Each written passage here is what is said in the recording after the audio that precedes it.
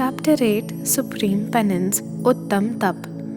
Acharya Jayasen, in his Sanskrit commentary of Acharya Kundakunda's popular work Pravachan-sar, named Tatparya Vritti, has given the definition of penance as under: Samastaragadi parabhavechchatyagena swaswarupe pratapanam vijayanam tapaha. Having abandoned the desire of all sorts of attachments, etc., alien dispositions, and undergoing penance in the intrinsic nature of the self, that is, conquering the self, is true penance. The purport is that engrossing the self in the true nature of the self, that is, by the process of self-absorption, to achieve victory over the forces of evil, preceded by the abandonment of all sorts of attachments, etc., alien dispositions, is true penance. Acharya Amrit Chandra has also given a similar exposition in the Tattva Deepika commentary of Pravachan-sar. In Dhavala, penance is defined as the obstruction of desires. Thus we see, from the negative point of view, the absorption in the self-nature is assuredly penance. The word Uttam prefixed with Tap indicates the existence of Samyak Darshan. Undergoing penance without acquiring right belief is totally worthless. It is said also, Samatta virahiya nam suttuvi uggam tavam charantanam na lahanti bohilaham avi vasa sahassa kodihim. If any jeev undergoes severe penances without right belief for crores of years, even then he cannot achieve the benefit of true knowledge and conduct. Similar sense has also been expressed by Pandit Daulat Ramji. कोटि जन्म तप तपे ज्ञान win कर्म झरेजे ज्ञानी के छिन माही त्रिगुप्तिते सहज टरेते. The wrong believer who does not know the difference between the body and the soul undergoes severe penances, even then he cannot achieve liberation. In Samadhi Shatak, Acharya Pujyapad has written, Yo na vetti param deha devamatma namavyayam labhate na nirvanam taptvapi paramam tapaha. One who does not know the imperishable soul different from the body, even if undergoes severe austerities, does not attain moksha. Uttam Tap is a kind of right conduct, and without right belief and right knowledge, there can be no manifestation of right conduct. Without the Supreme Self, that is, without attaining the Supreme Reality in the form of pure self-consciousness, all sorts of austerities are mere childish austerities. Acharya Kundakunda has written in Samaysar, Paramattam hi tu attido, jo kunadi navam vadam chadharedi, tam savvam baladavam, balavadam venti savvanu. If one performs austerities or observes vows without concentrated contemplation of the Supreme Self, that is, without realization of the pure Self, the Omniscient Lord treats all that as childish austerities and childish vows. In Janagam, the majesty of Uttam Tap has been described everywhere.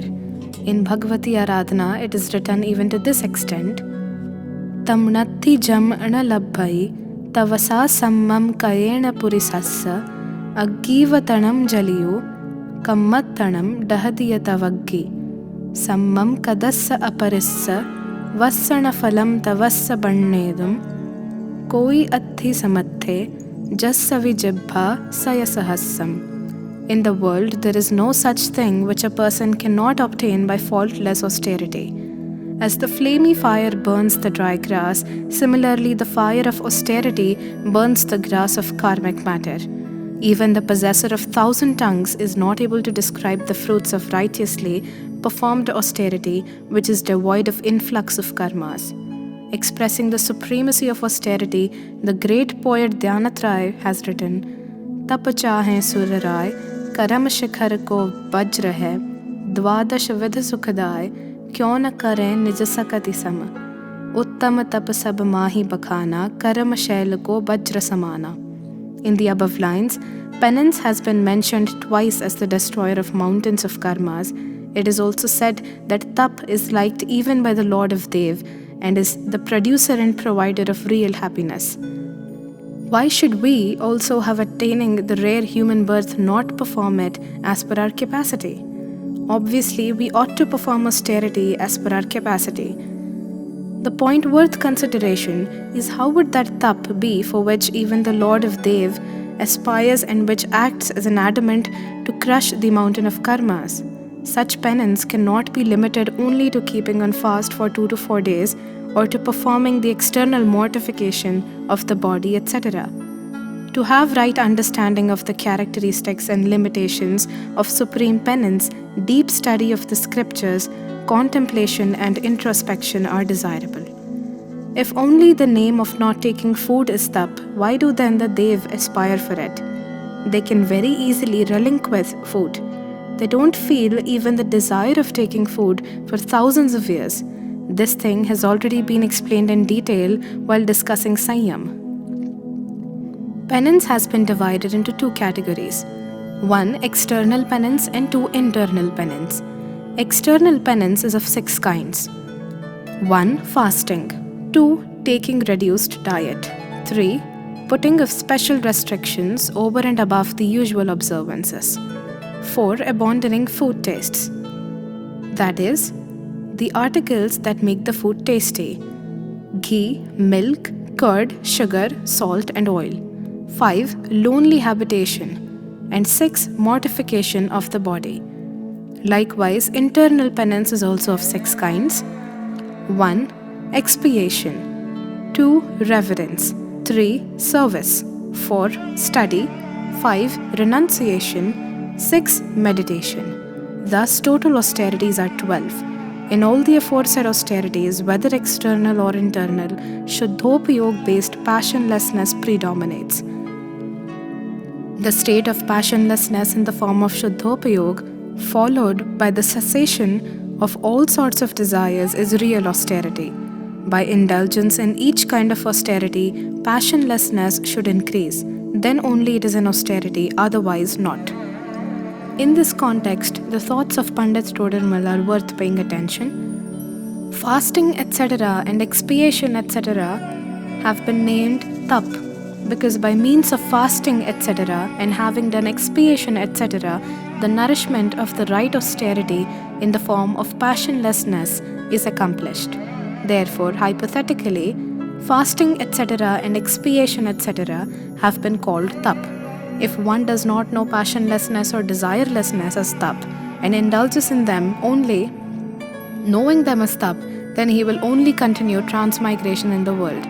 What more to say? Let this be understood that real religion is only passionlessness. The other various types of tap are called tap conventionally, being external means only. They are to be understood as religion merely from empirical point of view. The wise men have no keenness about fasting, etc. The only keenness is of Shuddhopayog. By fasting, etc., Shuddhopayog grows, so they observe fasting, etc. And if by fasting, etc., they find Shuddhopayog getting weak due to the weakness of the body or of thoughts, then in that condition, they agree to take food, etc. Question: if it is so, how did fasting and all get the name of tap? Answer: those have been called external austerities, and the meaning of external is this: it should appear externally to others that he is a recluse, but one will get the fruit according to one's internal feelings or thoughts, because the objectless activity of the body is not fruitful. The growth of internal austerity takes place in the company of fasting, etc., as these are external means. Hence, conventionally, these are called tap. But if someone performs the external austerities only and the internal austerity is not there, then conventionally also they cannot be termed as tap. And under the internal austerities, whatever activities of expiation, reverence, service, study, renunciation and meditation are there, the outward indulgence in them also is to be understood as external austerities. As fasting and so on are external activities, similarly these are also external activities. Hence, the external means of doing expiation and so on are not internal austerities. On performing such external activities, whatever purification of internal thoughts takes place, that is to be understood as internal austerity. Although internal austerity is the real austerity, external austerity is also conventionally termed as austerity. The indulgent in external austerities appears to be a great ascetic to the commoners. One of the two members of a house observed waterless fast for the whole day. He remained busy in the household activities only. The other one, although took meals twice, but for the whole day remained busy in spiritual study, reflection, contemplation, writing, reading, and teaching. The commoners will consider the fast observer as only ascetic, not the one who reads and teaches the scriptures. The polite behavior shown towards the fast observer will not be shown in the same measure to the one who reads and teaches. If he irritates on others, he too will be scolded. It will be said to him that he has eaten twice in a day, the other one observed fast. In each matter, priority will be given to the fast observer. Why does it happen so? Because the commoners believe him to be an ascetic, whereas he has done nothing. Observed fast means did not take food, did not drink water. But all this is done is only not done. What did he do positively? Nothing. Whereas the other one who studied, reflected, contemplated, read and taught has done something positively, be it external. All these are forms of swadhyaya only, and swadhyaya is also an austerity. But this ignorant world is not ready to accept him as an ascetic, because in its view, this does not appear as something done. Fasting is done only occasionally, but Swadhyaya and Dhyan are done daily. Swadhyaya and Dhyan are internal austerities and are super excellent in all Tap. Even then, this world gives more importance to those who observe fast and mortification of the body, etc., in comparison to those who do Swadhyaya and Dhyan. People make this type of difference even amongst the saints. They treat as much greater saints to those and bow very much before them who remain entangled in the worldly affairs but abstain from food even up to 10 days in comparison to those who remain engrossed in self-contemplation throughout day and night.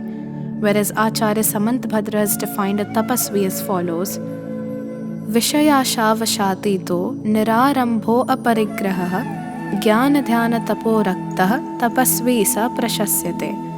The ascetic who has no desire for sensual pleasures has renounced all worldly activities, possessions and occupations and remains always engrossed in study, self-meditation and austerities, is praiseworthy. A question may arise as to why do we brand fasting as abstaining from food? Because people do not understand the right characteristics of fasting also.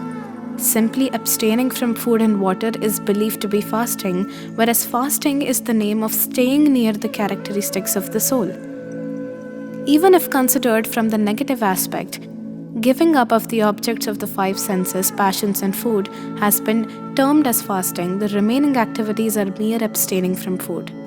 Kashaya vishaya haro tyago yatra vidhiyate upavasah savigyeyah shesham langhanakam viduhu. Thus, we see that staying near the characteristics of the soul and remaining absorbed in study and self-meditation, having given up the passions, objects of senses and food, is real fasting. But what about us? How much are our passions lessened on the day of fasting? It seems that on the day of fasting, our passions become fourfold. One more thing worth noting is that in the aforesaid 12 austerities, the second one in comparison to the first, the third in comparison to the second, and thus up to the last, the posterior austerities are more important and of greater significance. Fasting is the first austerity and meditation the last. If one meditates continuously for an antarmuhurt, then assuredly he achieves omniscience. But if one observes fasting throughout the year, then there is no guarantee of achieving omniscience. This is the talk of real fasting and not of artificial fasting. The great ascetic Rishabdev, after accepting asceticism, lived then. Omniscience did not evolve up to 1,000 years, whereas Bharat Chakravarti achieved omniscience within one antarmuhurt only just after accepting asceticism by the power of self-meditation. Reduced dieting in comparison to fasting, limiting the number of houses for begging food as compared to reduced dieting, giving up delicious dishes in comparison to limiting the number of houses for begging food, are more and more important. To understand clearly this aspect, the general characteristics of these are worth noting. In fasting, the food is totally forsaken, but in reduced dieting, food is taken once. That is why it is also called Ekashan, although in this food is taken once, yet not stomach full. Due to this, it is also called Unodar. But nowadays, this has become Dunodar instead of Unodar, because in Ekashan, people eat the rice food, which is sufficient for both the times and not for one time only. While going out for food, to take food only on the fulfillment of certain oaths, otherwise to observe fast, is called Vritti Parisankhyan. In the 6 types of tastes, eating tasteless food is called Rasa Parityag. All the aforesaid 4 austerities are concerned only with taking of food or giving up of food. Amongst these, the balanced control between the obstruction of desires and physical needs is worth noting. In these, there is a scientific gradual development. If possible, one should not take food at all. If one cannot remain without it, then it is better to take in reduced quantity and peacefully. Once and only in daytime, and that too under the ties of various restrictions and not unrestrained, and as far as possible. Food should be tasteless because delicious food increases voracity, though it should be enough to fulfill the needs of the body. Hence, all sorts of tastes should not be given up at a time, but on different occasions. Different types of tastes should be given up alternatively so that the physical needs are satisfied and restriction and voracity of tongue can also be observed. From this, it is clear that austerity is not the name of drawing out the body, but is the name of obstructing desires. Now the question worth considering is, why is Unodar more important than Anshan? When in Anshan, food is not at all taken, and in Unodar, lesser quantity of food in comparison to the intensity of appetite is taken once in a day. The obstruction of desires is more in giving up eating halfway, even though food has been tasted and is undisturbedly available, in comparison to keeping away from the food by keeping busy in other worldly affairs. Similarly, not to go to take food at all is one thing, but even after deciding to take food, not to accept it due to not getting food in accordance with the uncommon oaths taken is something different. In the latter case, the obstruction of desires is much more than in the former, and taking tasteless food even when tasty food is available is a further step in the direction of obstructing desires. In fasting, the restraining of stomach is comparatively more than restraining of the desires. In reduced dieting, etc., respectively, the restraining of desires is more than the restraining of stomach. Hence, the posterior austerities are respectively more important than fasting, etc., preceding ones. We have understood the cutting of the stomach as austerity, whereas the Acharya has termed the cutting of desires as austerity. In the aforesaid austerities, complete control over the sense of tongue is maintained with an eye on bodily health. The Acharyas have emphasized giving up of tastes alternately rather than relinquishing any special taste for the whole life. This very feeling predominates the hypothesis of giving up different tastes on different days. Example, not taking salt on Sunday, not taking ghee on Monday, and etc. By taking one type of taste for 6 days and not taking the same for 1 day, there will be no deficiency in the essential elements required for the body, and the prominence of taste will also go away. If any person leaves salt or ghee for the whole life, then in the beginning for some days he will find the food tasteless, but later on he will start drawing taste in the same food. Health may also be spoiled due to the deficiency of that particular element in the body. But having taken for 6 days, even if salt or ghee is not taken for a day, there will be no physical deterioration at all, but the food will become tasteless. The tongue will also be brought under control. A saint observed fasting for 1 month. Thereafter, he stirred out to take food. Even on getting faultless food without any obstruction, he took only 1 morsel of food and went back. Again, he observed fasting for 1 month. This is the highest example of Unodar. The ignorant person will argue that when fasting for 2 months was to be observed, why did he take the blame of eating by taking only 1 morsel of food? If he would not have taken that 1 morsel, he would have created a record of 2 months fasting. The ignorant person remains always busy in making and breaking records. There is no need of making or breaking records for the sake of religion or for observing religious penance. By records, only haughtiness is strengthened. The aspirant of pride remains busy only in making records. Why should a religious person too indulge in record making? The saint did not break the fast by going to take food, but he certainly conquered the feeling of haughtiness likely to arise due to fasting. He went to take food after 1 month only because he wanted to know whether the desire which he wanted to annihilate by fasting has been annihilated or not, or even weakened or not. Even on getting food without any obstruction, he felt it after taking only 1 morsel of food and came back. By this, he could know that the destruction of the desire has taken place to a great extent. Lying down, sitting in postures, etc., without recklessness in lonely places which are free from insect afflictions, in the austerity of lonely habitation, and not to worry because of bodily pains and sufferings to be faced deliberately or caused by others, in achieving the spiritual goal of self-adoration is the austerity called mortification of body. In this context, the thing worth noting is that giving pain to the body is not austerity, but not to be slack in the observance of self-adoration due to bodily pain and sufferings is the important thing. The main purpose of performing austerities is to strengthen the state of passionlessness by restraining of desires. Any austerity, so long as it accomplishes the aforesaid purpose, is till then only the real austerity. The discussion so far in brief has been about the external austerities. In these, each needs to be discussed in detail separately, for which there is no occasion here. Now, in short discussion on some of the internal austerities is desirable. Amongst the internal austerities, about which various types of misconceptions are prevalent, the austerity of reverence is one such austerity. Whenever talk on the austerity of reverence is held, the indiscipline existing in the present time is censured. Complaints against the modern generation are lodged. It is said that no feeling of reverence exists in the youngsters of the present time. These people neither touch the feet of the teacher nor of the parents. I don't say that parents should not be respected. The necessary respect should be paid to the parents, teachers, and other holy persons.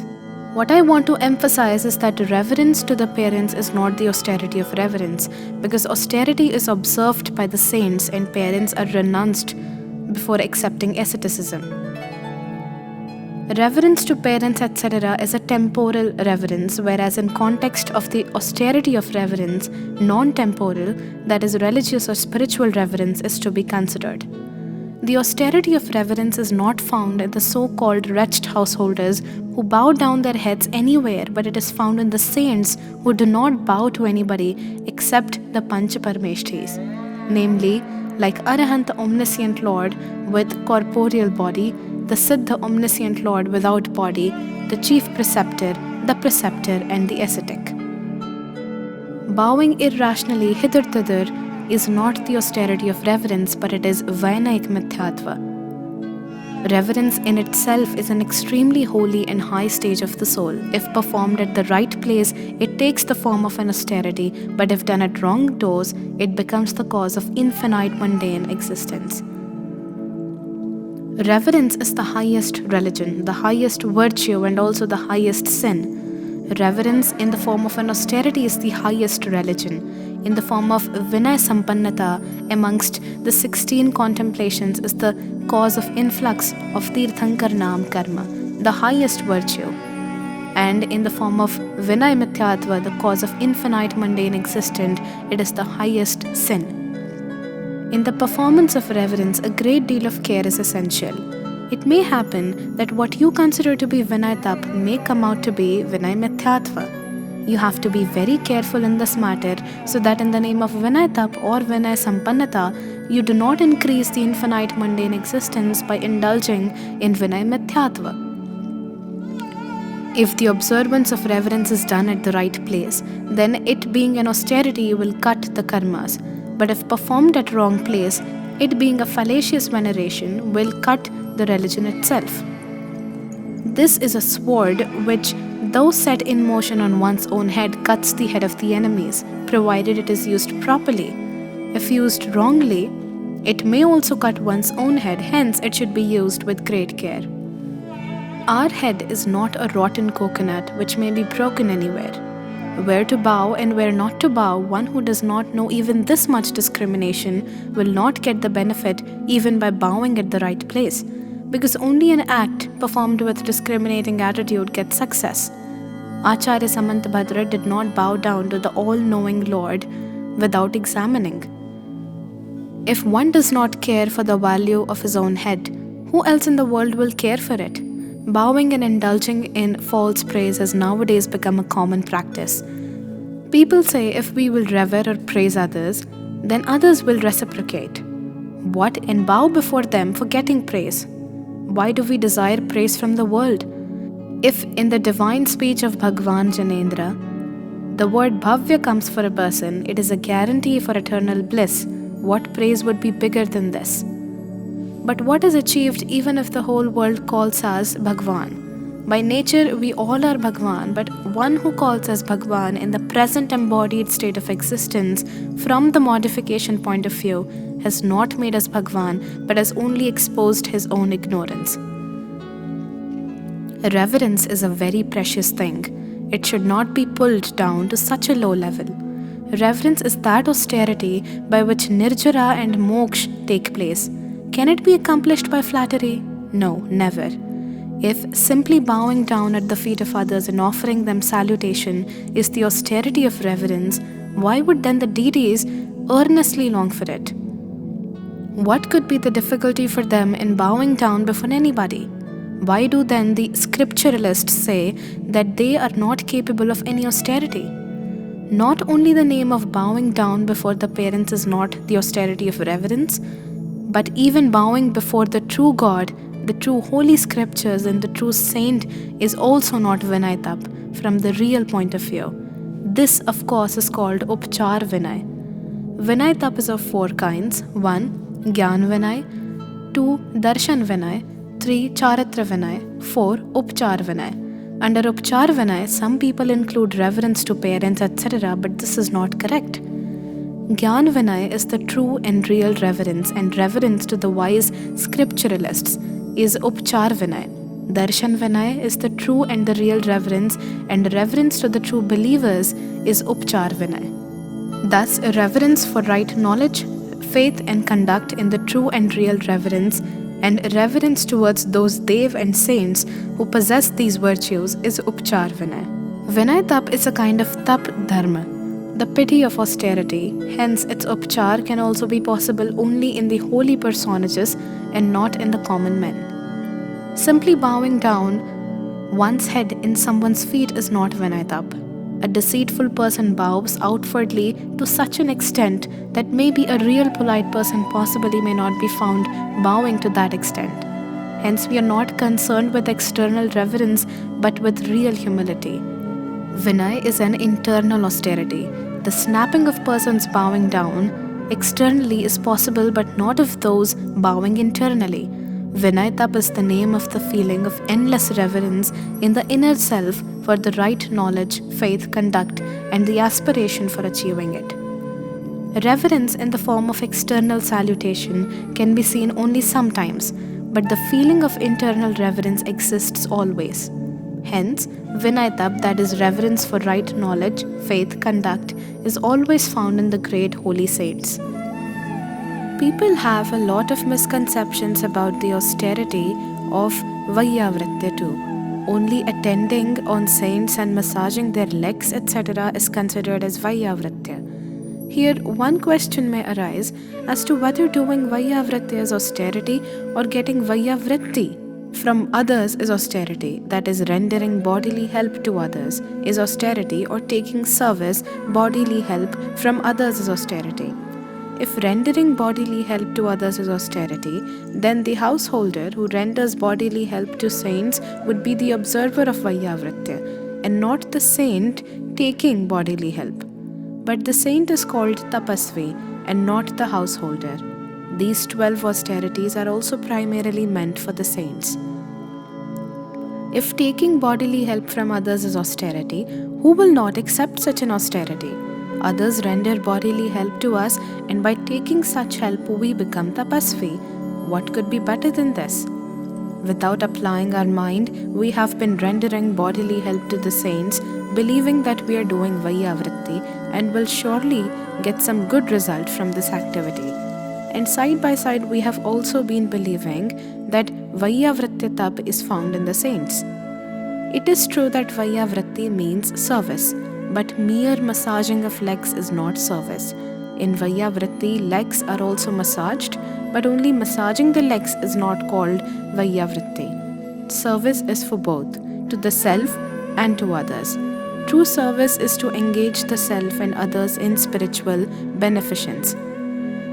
Spiritual beneficence consists in living in the state of pure consciousness, that is, passionlessness. To make ceaseless efforts for living in the state of dispassionateness only is real Vaiyavritti. If due to some disease, etc., the mind of the self or the other fellow saint is not absorbed in tranquility, then helping him to get peace of mind by massaging legs, etc., is also Vaiyavritti. But without any such reason, massaging the legs or getting one's legs massaged for comfort can never be called Vaiyavritti. And even if it is named as such, it cannot be treated as an austerity and in no case an internal austerity. If a saint is groaning due to terrific pain and the peace of his mind is disturbed, then in such a condition, mere sermons will not help him manifest a feeling of peace. But if he is sermonized and also rendered bodily help, then acquirement of tranquility is possible quickly. This is the only reason why rendering bodily help finds a place in the austerity of Vaiyavritya.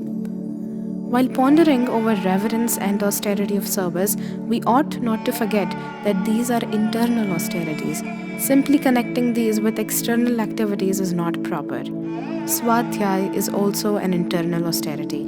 Swadhyay has been proclaimed as the highest austerity. But nowadays, after getting up in the morning, first of all, we busy ourselves in doing Swadhyay of the newspapers.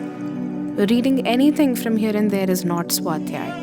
Even studying, reflecting, contemplating of the spiritually benedictive Shastras is only conventionally called Swadhyay. Real Swadhyay is to acquire the right self-knowledge.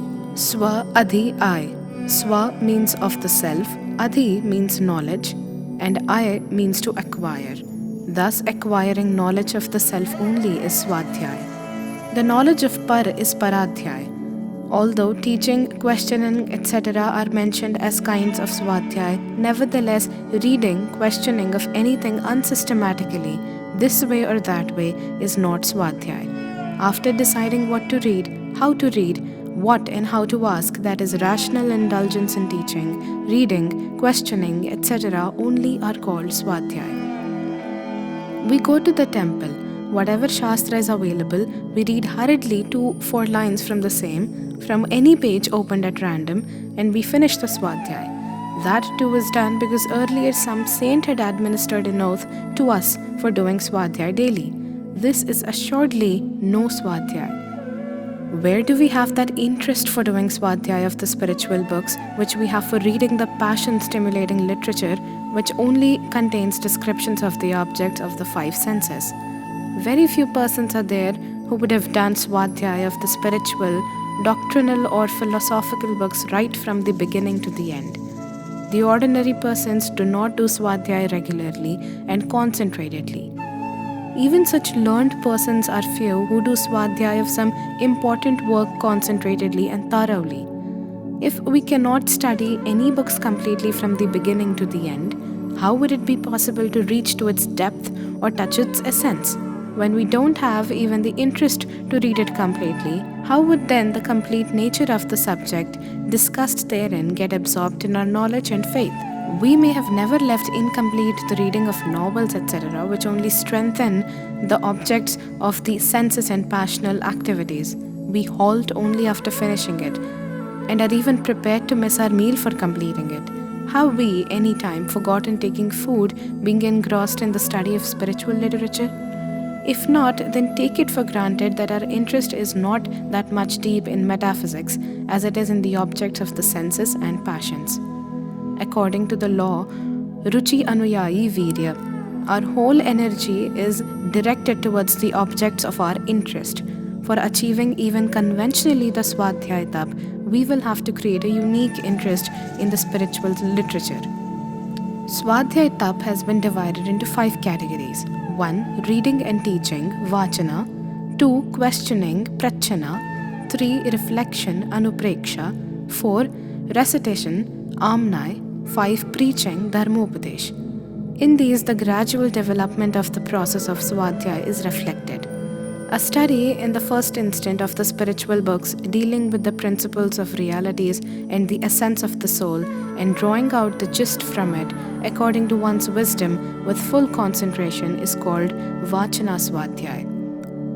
Even after such study, if some point is not understood properly, then holding discussion with knowledgeable persons with the object of clearing our doubts or strengthening our knowledge is called Prachana Swadhyay.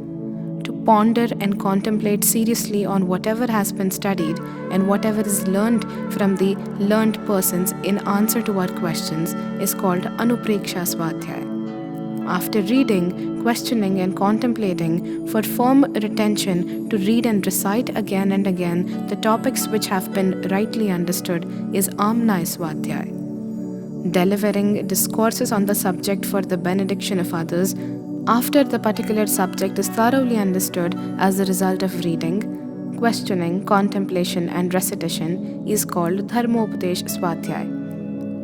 From the above interpretation, it is inferred that mere reading is not Swadhyay, but putting questions to others after understanding the subject correctly with the object of self-beneficence is also Swadhyay. Contemplation and recitation are also parts of Swadhyay. Even preaching done with the object of one's own and others' beneficence and without any greed of fame and name, etc., is also Swadhyay Tap. As would be clear from above, there is a necessary seriality in all the different kinds of Swadhyay Tap. Nowadays, we have forgotten that seriality. We start putting questions without reading the Shastras. It is due to this reason that our questions are uncorrelated and confusing. Unless we ourselves make deep study of any subject, how could deep questions connected with it arise? Many questions are also put up only for testing others' knowledge. Such questions do not come under Prachana Swadhyay. About those who always put questions only for testing others' wisdom, the great poet Pandit Banarasi Das ji has written, Par nari sang par buddhi ko parakhivo. The question should be raised only with a sense of respect and for satisfying one's curiosity. Trying to catch the wordings of the speaker arrogantly is surely no Swadhyay Tap, but it is a mean act of showing disrespect to Janvani. The habit of contemplation has almost disappeared from our life. Though recitation is done but without following its meaning, more repetition is done, even that too incorrectly. Many mothers and sisters who daily listen to the recitation of Bhaktamar and Tattvarth Sutra work in nutshell and Tattvarth Sutra when even do not know as to how many chapters are there in that book. The question of understanding the subject matter expounded in it does not arise. From some saint they have taken the oath that without listening to the recitation of Sutra, they would not take meals, therefore they are just carrying it on like a burden. Real recitation is that which is preceded by reading, questioning and contemplation. After grasping the essence of the subject matter, recitation is done with the object of preserving it in the mind. The place of preaching comes at the end in the seriality of other kinds of Swadhyay. But nowadays, we want to be a preacher first, without implementing the sequence of reading, questioning, contemplating and recitation. The listeners to the sacred preachings also do not seem to be alert about this. In the name of sacred preachings, anybody may address them about anything. They only have to listen, so they listen. They do not bother about the preacher and the preachings. Here, I put an example.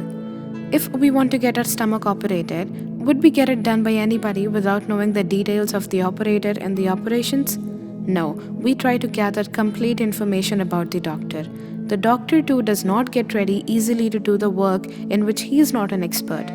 The question of operating a part, even if we want to get a shirt stitched, we try to search an expert tailor, and the tailor too, if does not know the stitching of a shirt, might refuse to stitch it. But the scope of religion is made so wide open that anybody without understanding and knowing the truth or reality gets ready to preach, and he also finds listeners.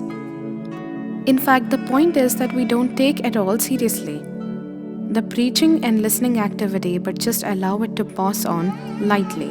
We must not forget that Dharmopadesh is also an austerity, that too internal. We take it as a game. We must recognize its significance, should try to understand the seriousness of preaching and listening to discourses, should not treat it a thing of entertainment and for passing time. This is my humble request to all.